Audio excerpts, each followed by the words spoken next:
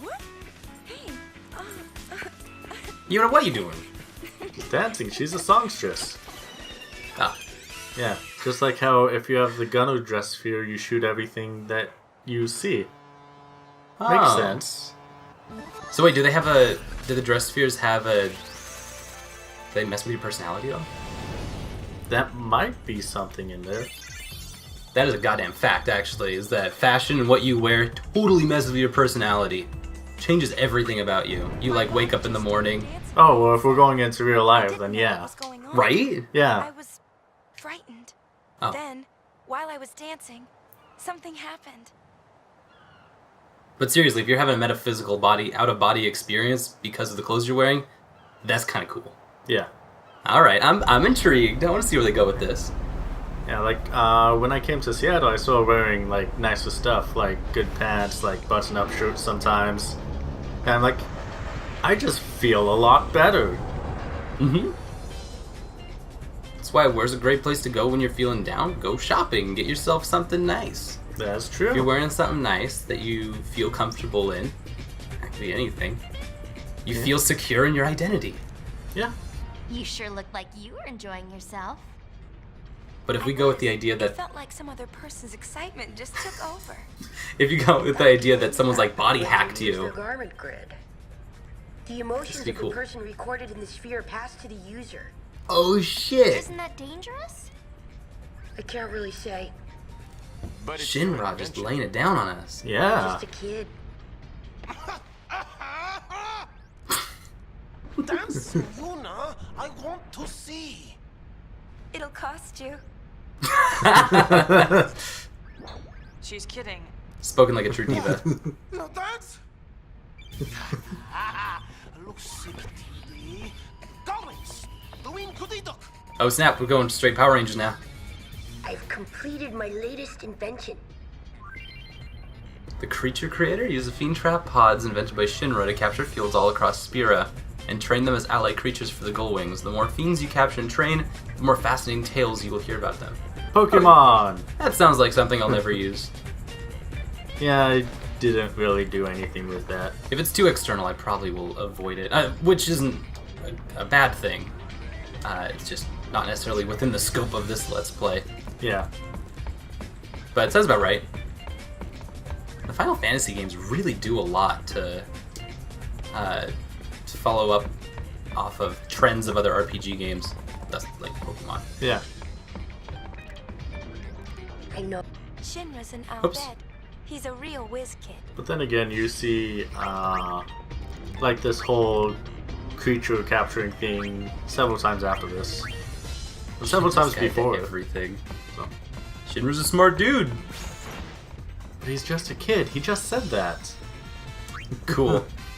I'm digging the idea though of body hacking within the clothing that you're wearing, because like if clothes are your identity, but then the clothing that you wear can hack your identity, that's messed up. Yeah. That's like so messed up. Like if you put on aviator sunglasses, you literally are a different person. But like if you put on aviator sunglasses and like it messes with who you are outside of your own control, Yeah. that's spooky. Are we going to a different planet? We could go to We could go.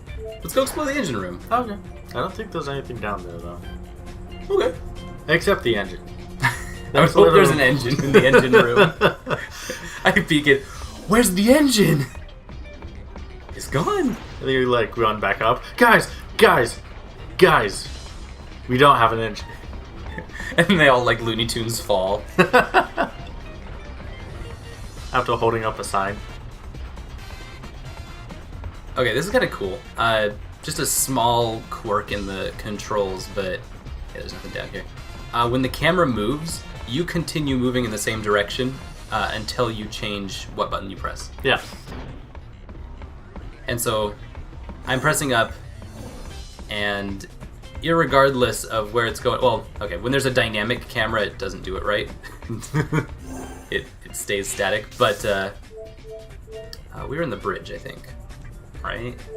Well, everybody else is on the bridge. Yeah. You do have a, what are they called? The blue guys in the cabin.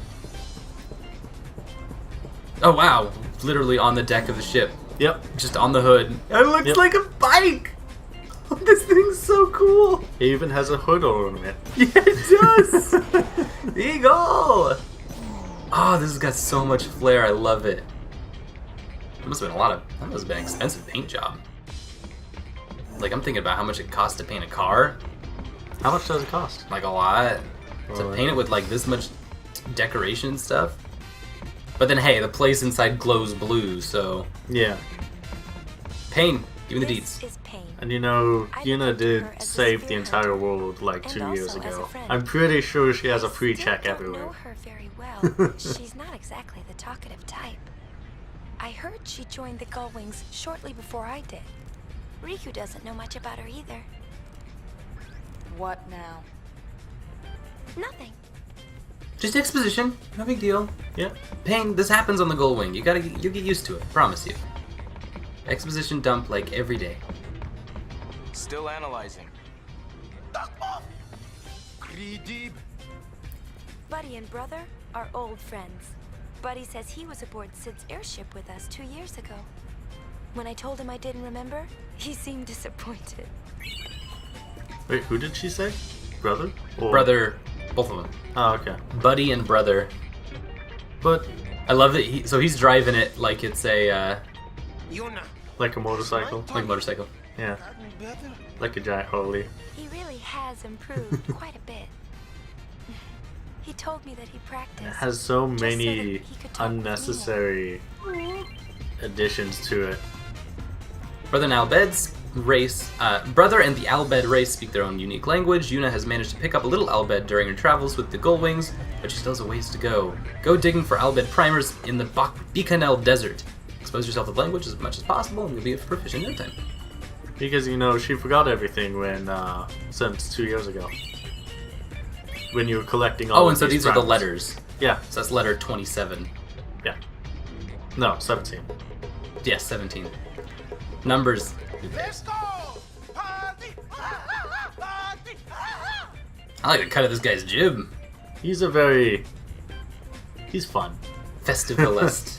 Is Yuna the only person who gets dress spheres? No, they all do. Fun? If you go to your menu, you can It all began like when I saw organize this where the sphere dress you. spheres will be At least, it to looked like you. I couldn't say for maximize sure. where you want them to go. I thought I might find Cool. more spheres like it if I joined the Gullwings. It's actually a so I really did. cool mechanic. Oh, in case you're wondering, the Gullwings are sphere hunters, and sphere hunters are, well, this. Sweet, so we're mercenaries. Fly all Yeah. over Spira. I'm Mercenary really enjoying myself. And Glad treasure you hunters For a while there. and I was pop thinking divas kidnapper. and badass. Don't Fighting be silly. force. Yeah. Femme fatale fighting force. Well, technically, the pop diva was an enemy. Give or take. We hosted a lot of people. Yeah, but she is kind of important. Yeah. Kind of. Did we? I thought Riku was gonna do a big thing, but that's okay. Okay, so let's hunt down some dress spheres then.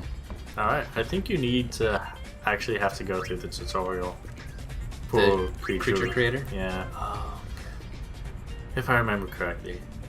it's probably important. Yeah. I was going to say, I was like, I'm probably not going to use this when I'm playing now. Do I have to? And then I looked online, I was like, yeah. There's a Fiend Arena, a secret base that I created. It looks like the danger room. Yeah, it does. So we trap creatures and train them in our underground dungeons. This seems so sinister. We're just gonna take the wildlife and put it in our zoo so they can fight for us. And then release them in the cities across Spira.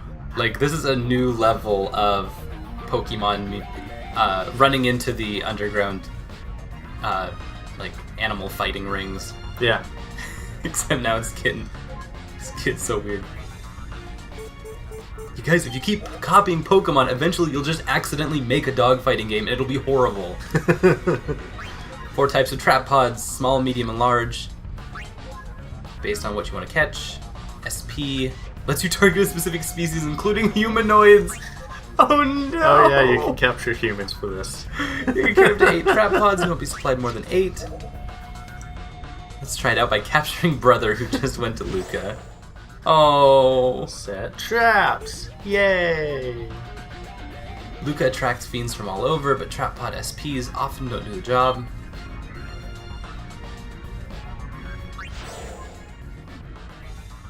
You have to specify what fiend species you want to trap. Brother's a humanoid.